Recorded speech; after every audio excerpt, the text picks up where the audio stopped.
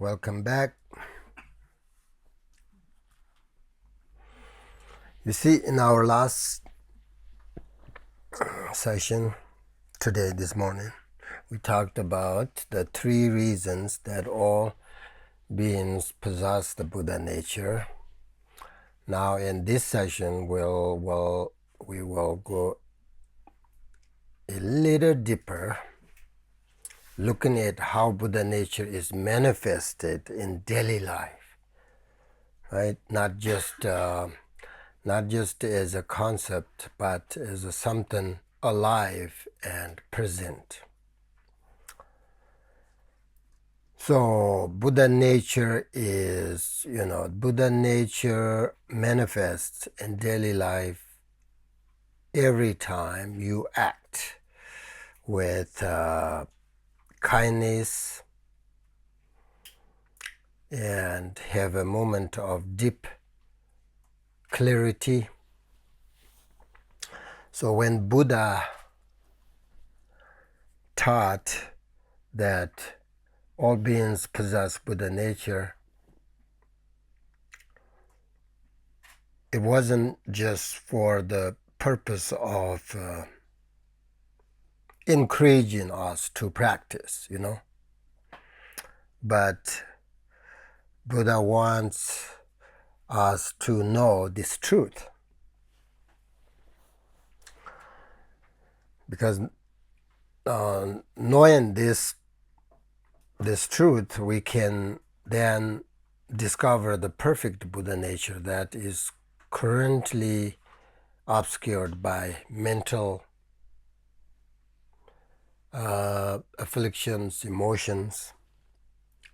So when we talk about Buddha nature, sometimes people miss the point of Buddha nature. Most ordinary people tend to believe that everything must be either permanent or impermanent, right? They don't consider a third possibility. This habit arises from the dualistic perception. We usually assume that something either exists or it doesn't. But Buddha nature doesn't fit into either of these sort of categories. It is beyond such conceptual extremes. So if you think Buddha nature is either permanent or impermanent, then you miss its true meaning,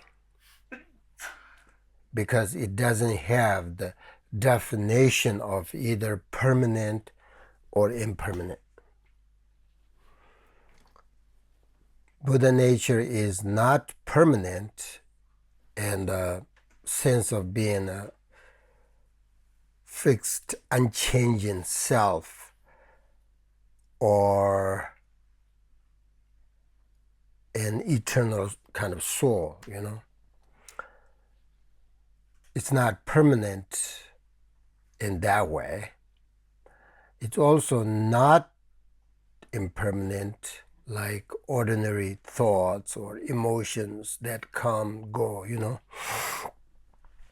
because it's beyond arising and ceasing, It's not like a mental state that appear and disappear, It's beyond both, so beyond both permanent and impermanent. When I say beyond both,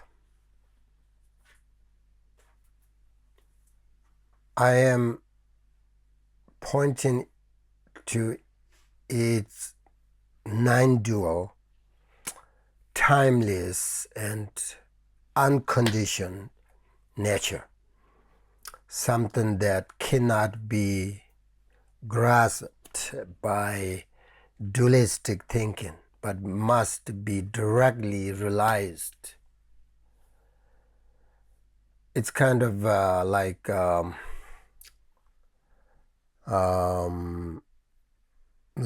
space.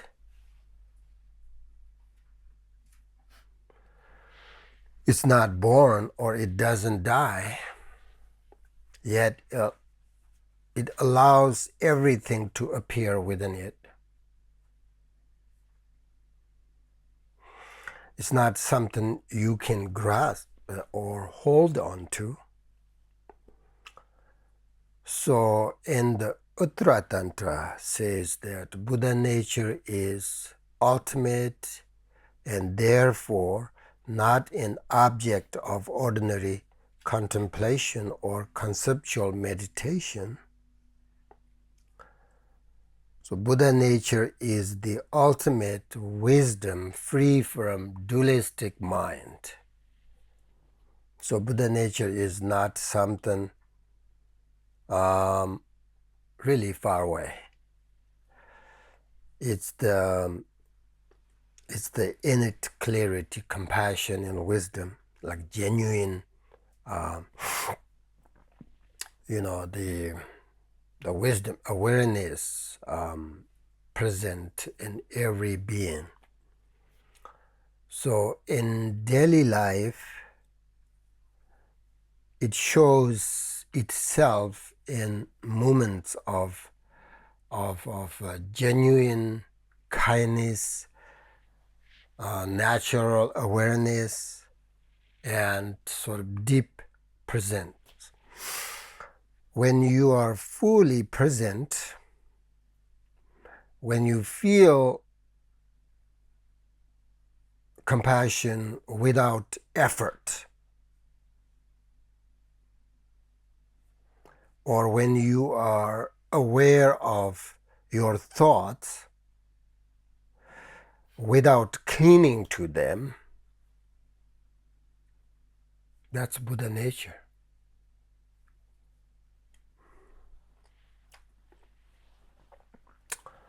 So you see, it's not something that you create, but something to recognize.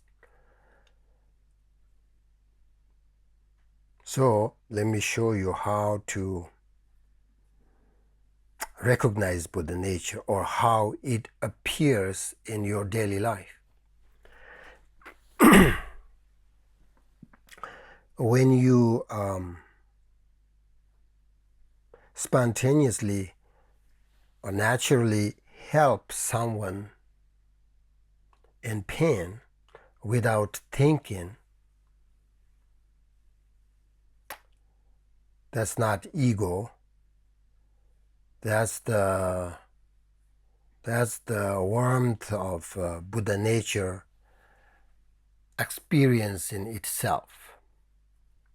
So when you observe emotions or thought arise and dissolve without clinging or rejecting, sort of this away, thoughts and emotions, there is a quiet glimpse of your own clarity. That's your Buddha nature.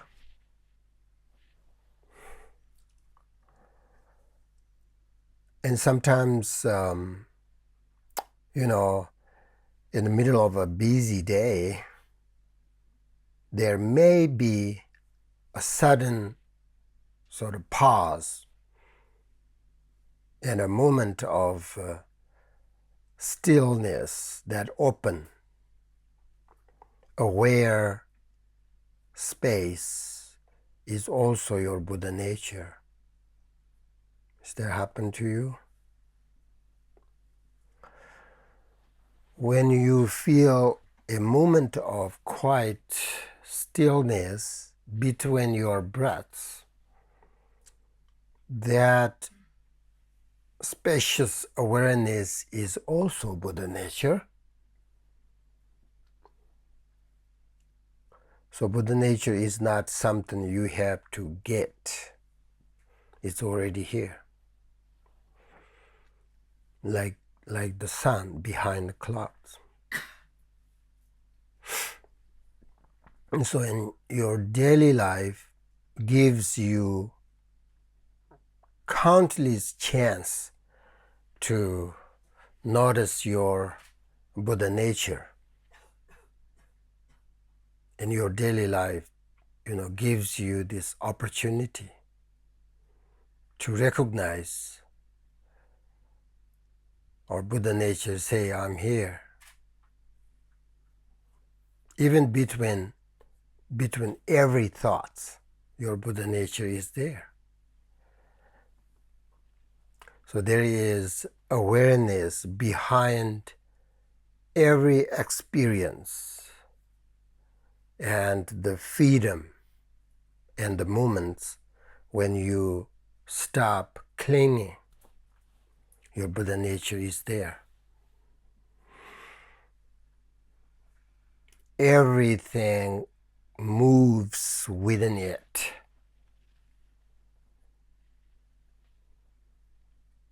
So Buddha nature reveals itself in these small, subtle ways in your daily life, if you recognize it.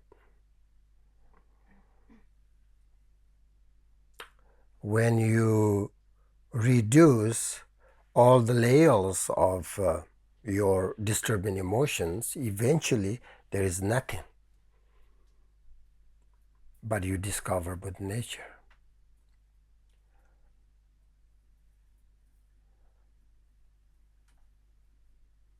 So the key is not to grasp at these moments, but to gently recognize them. So the more you recognize, the more you learn to trust that this nature is always there, sort of beneath every experience in your life and within every moment of your thoughts, waiting to be discovered and recognized.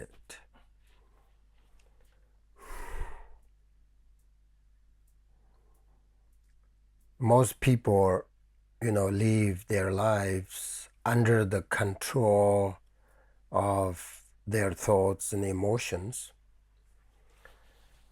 That's why the Buddha said, you are your own teacher, master, and that everything depends on your own responsibility.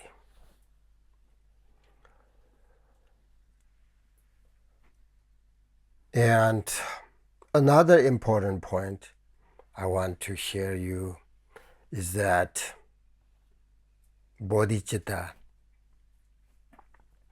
is an essential cause for this realization. Because through bodhicitta, you generate the wish to benefit all beings, but great to, the capacity that comes with full enlightenment. So bodhicitta gives you both the aspiration and the unwavering courage to walk that path without turning back.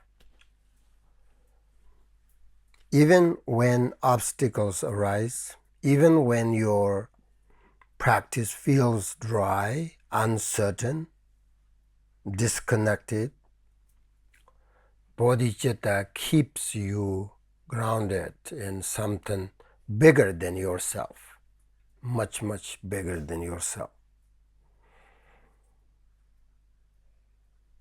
So in your daily life, this bodhicitta intention may appear in small, subtle ways, a moment of selfishness, not selfishness, selfless kindness, the willingness to be patient or forgiving.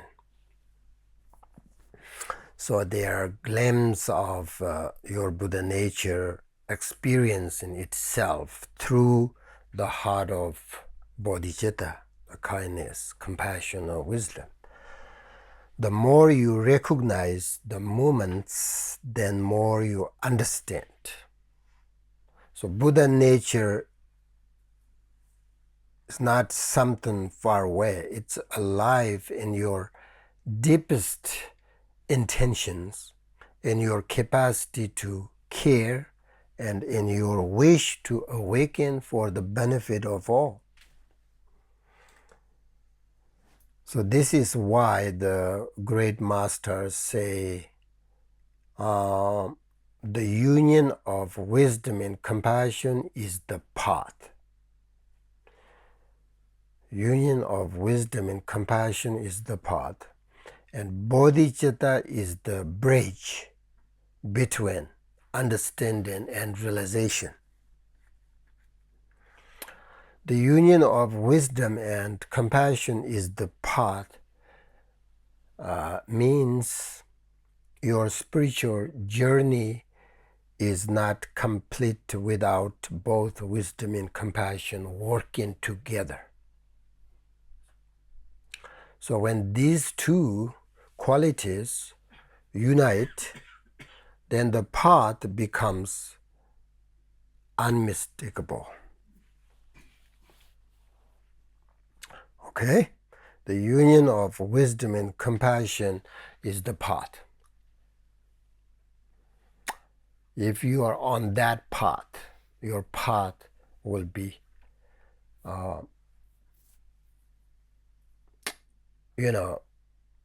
there's no mistaking. And then they say the bodhicitta is the bridge between understanding and the realization. It means understanding, bodhicitta is the bridge between understanding. Understanding refers to intellectual insight, and realization, right? Bodhicitta is the bridge between understanding and realization. Realization goes deeper.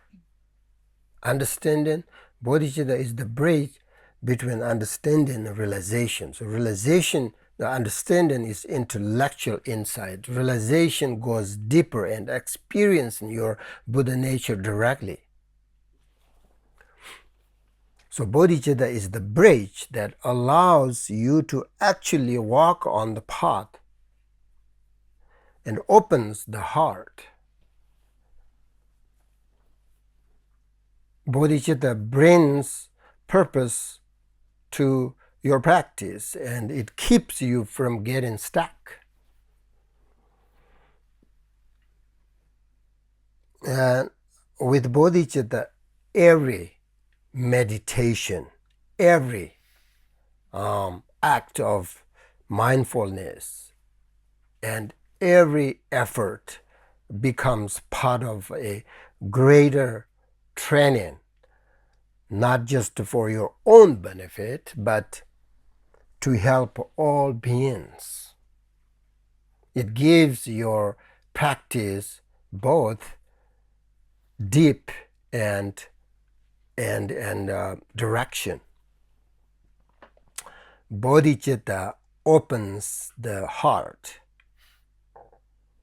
keeping you emotionally and spiritually flexible. Your mind will be very with bodhicitta, right?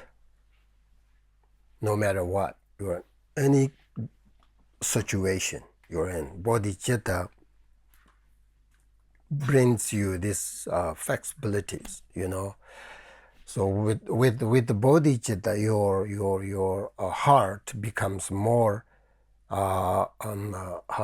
adaptable, and willing to respond to life as it is.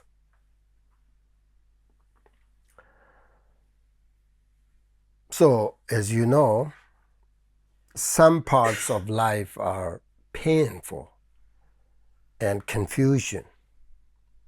But bodhicitta gives you the courage to stay present, because you are not only there for yourself, you are there for the benefit of all beings. That's actually the goal or the purpose of this precious human life we have.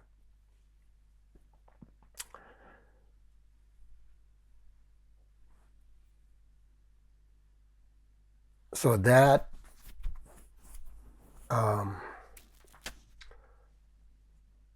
sort of deeper sort of purpose makes your heart more willing to feel, to listen, to act, and properly, So you allow your heart to stay open.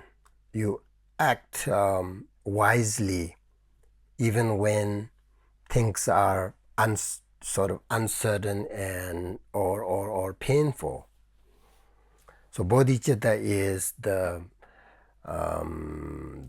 aspiration to attain enlightenment for the benefit of all beings, while Buddha nature is the innate potential for enlightenment present in all beings. So without practice, without bodhicitta practice, Buddha nature doesn't work.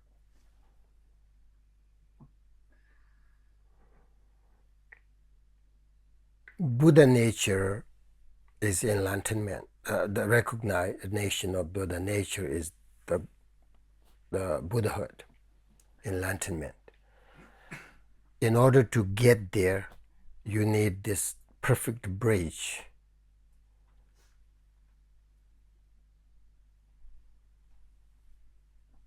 So we know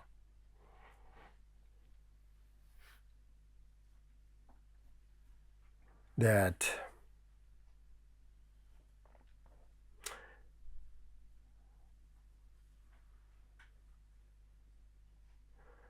if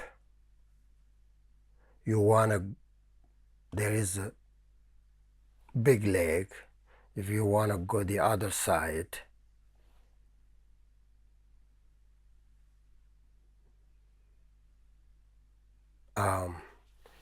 you want to go there, right? You want to go there, but then you just don't act properly.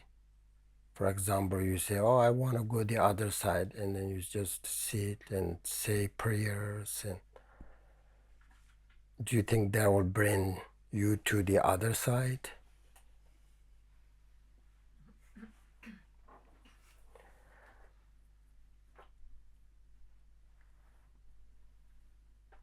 We have to think so many things in order to get there.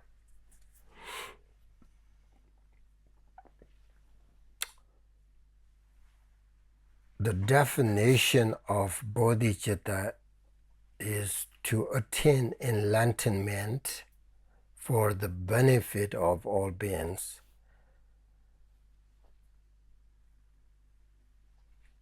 Attain aspiration to attain enlightenment. Enlightenment is the Buddha nature, right? Recognition of the Buddha nature.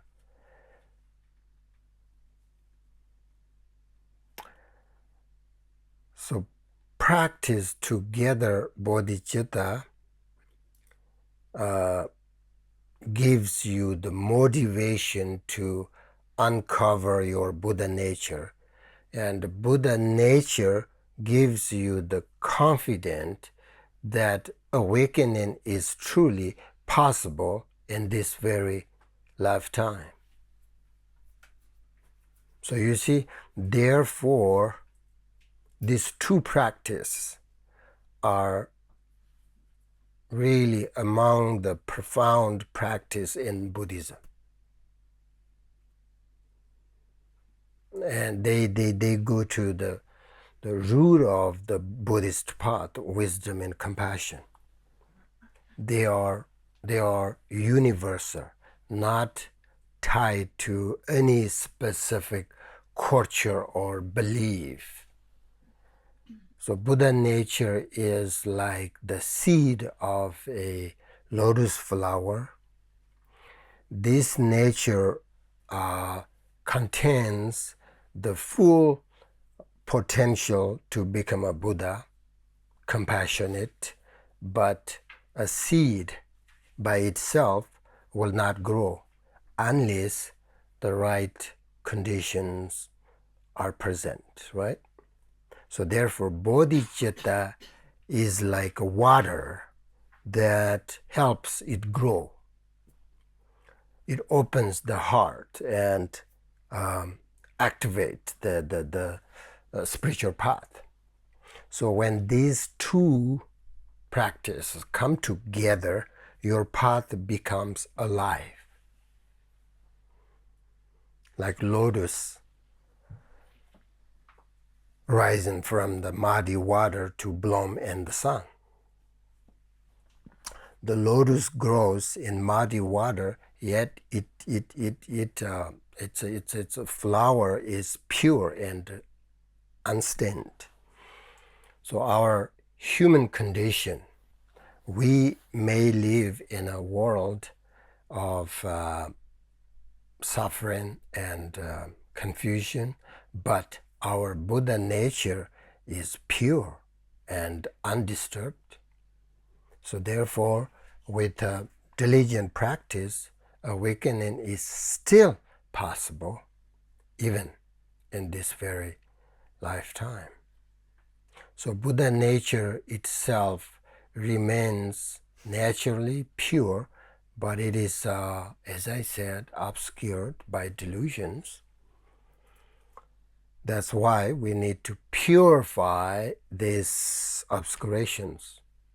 So when you practice, recognizing Buddha nature or self-knowing wisdom, you don't need to think. Simply recognizing it is enough. Because the moment you start thinking, you become sort of, caught in this dualistic mind. So when you remain in this Buddha nature, there is no distinction between right and wrong.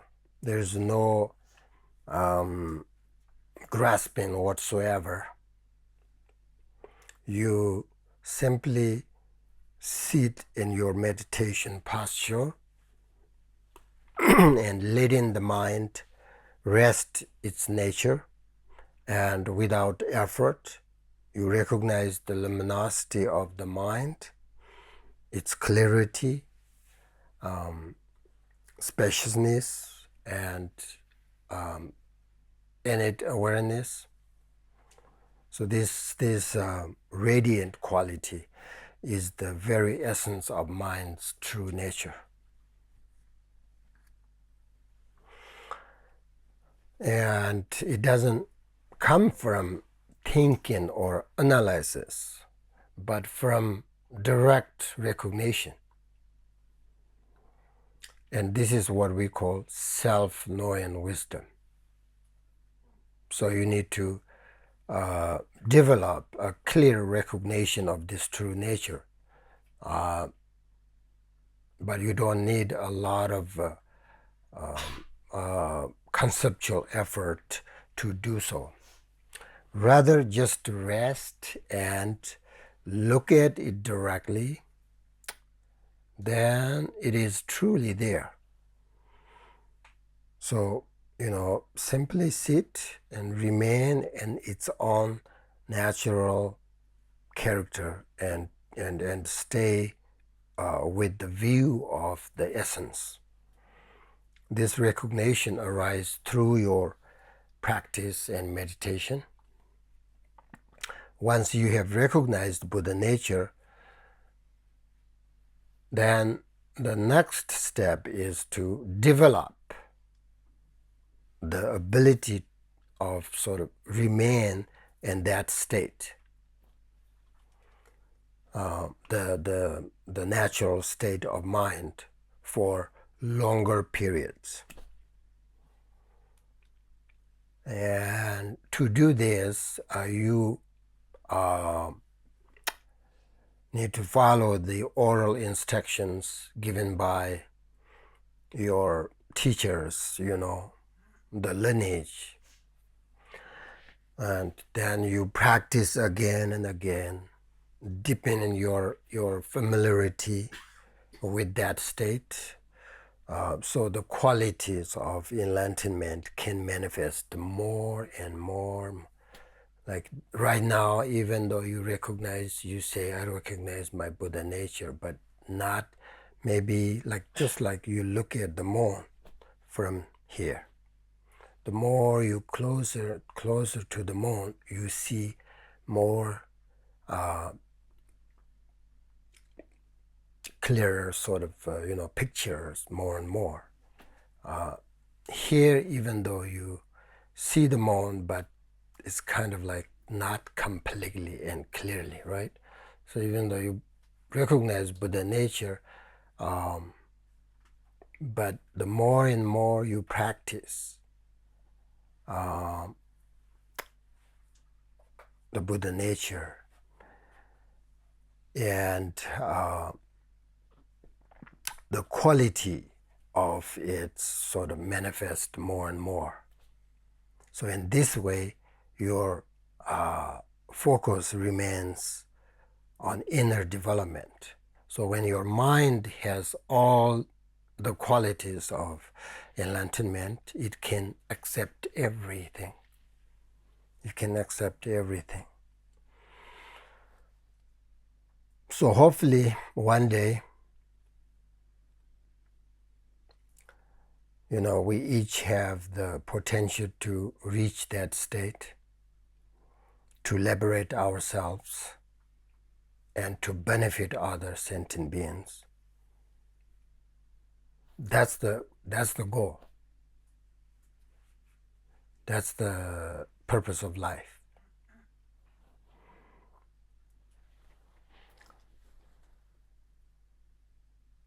But right now, in our this current situation, we don't yet have that capacity. So we really need to improve ourselves first, right? If we don't improve ourselves first, even though our motivation is to want to help other sentient beings, but we may not have that capacity. So we have to improve ourselves first.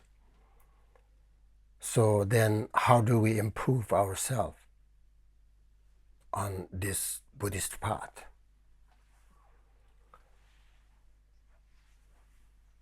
The answer, the real improvement comes from walking on the path, not just thinking about it. Study the Dharma slowly and deeply, not just, collecting ideas, right? But applying them.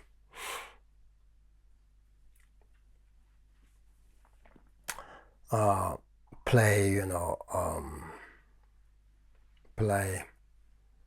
the oral instructions of your root teacher and practice what you have learned. So, we need to continue with our meditation practice. Although we are involved in many different activities in daily life, it's important not to lose sight of our practice because of them. We have strong mental habits that cause sort of separation and suffering. That's why it's important to practice both bodhicitta and Buddha nature together. because these meditations can be integrated with all your worldly activities, and they are truly beneficial and help support your actions. And from that perspective, it doesn't matter how much worldly activity you engage in, as long as you mix your practice into it. Then you can do everything you need to do, even your worldly things, right? That's why Buddhism say, hey, if you practice Buddhism, you don't have to like get rid of everything and go into a cave and stay there forever. If you know how to bring all this practice into, if you know how to mix your practice with your daily life, daily actions, then whatever you do becomes spiritual. Therefore, the Buddha said that you will become even more capable in your worldly activities, and even better than before if you mix them with your Dharma practice. That's why Buddhism is really about how to act in daily life, and how to take care of, how to discover the ultimate life.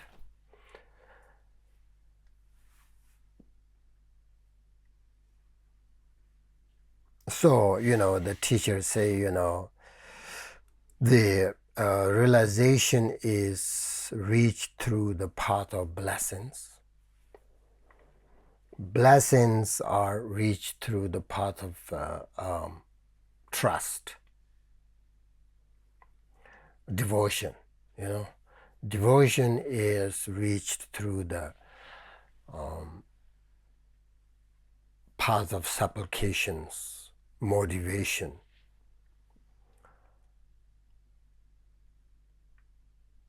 So there are lots of things we have to try, because it's long journey. So we only keep one.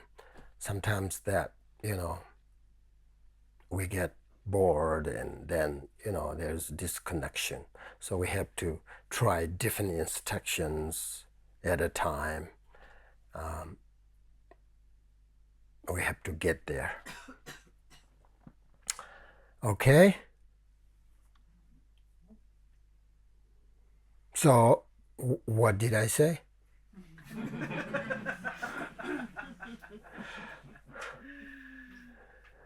The union of wisdom and compassion is a path, and bodhicitta is a bridge. That's it. Both. That's it. Exactly. Both bodhicitta and the self-aware and the wisdom. Okay, so now we should practice. We should practice bodhicitta and Buddha nature together, right? Integrating the heart of compassion into the openness of relaxed awareness. This is a profound and subtle way to integrate compassion with with Buddha nature and relaxation. So bodhicitta is about kindness.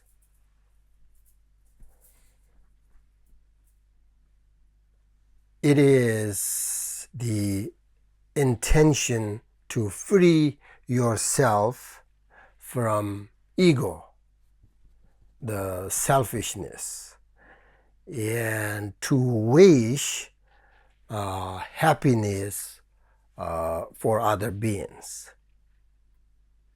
Okay, bodhicitta. So it requires connecting deeply with your heart. That's bodhicitta. Then Buddha nature, or at this point I say, the rest in meditation is you're not trying to think or stop thinking. So you are simply relaxing, right? As I said, your thoughts may arise, but you don't follow them. So you are resting like a mountain in open space. So that's the Buddha nature and bodhicitta. So how do these two meditation merge and come together when you meditate? So by resting peacefully while gently holding the wish that your meditation brings happiness and benefit to all beings, and at the same time experience your own inner peace and rest for the sake of all sentient beings with a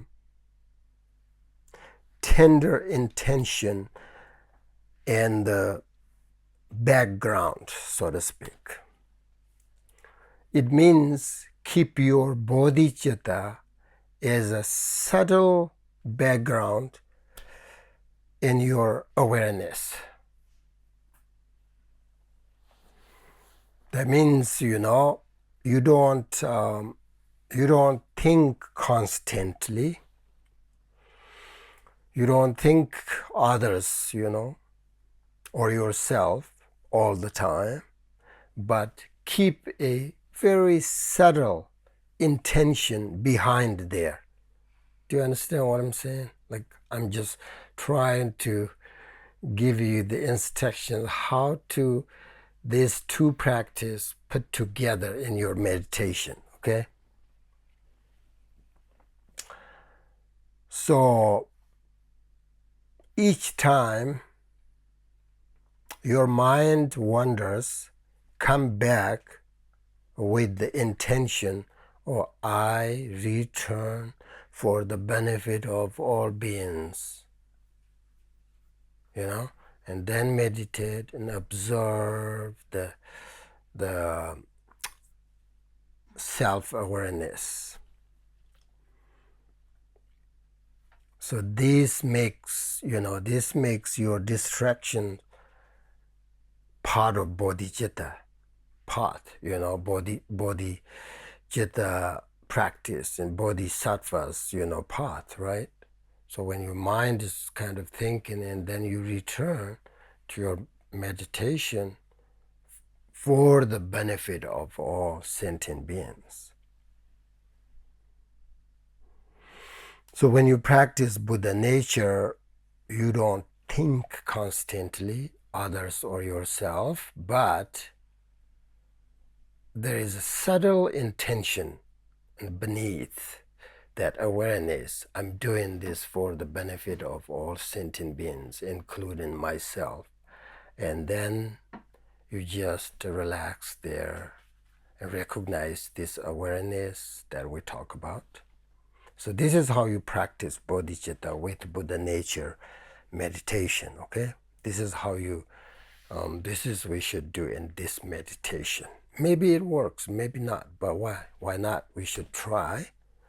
Then if it's good, then you should keep that and do that meditation in your daily life. So then you're doing like, you have two wings, easy to fly. Bodhicitta wings, Buddha nature wing. So in your daily life, then everything become very meaningful, beneficial. Okay, let's try.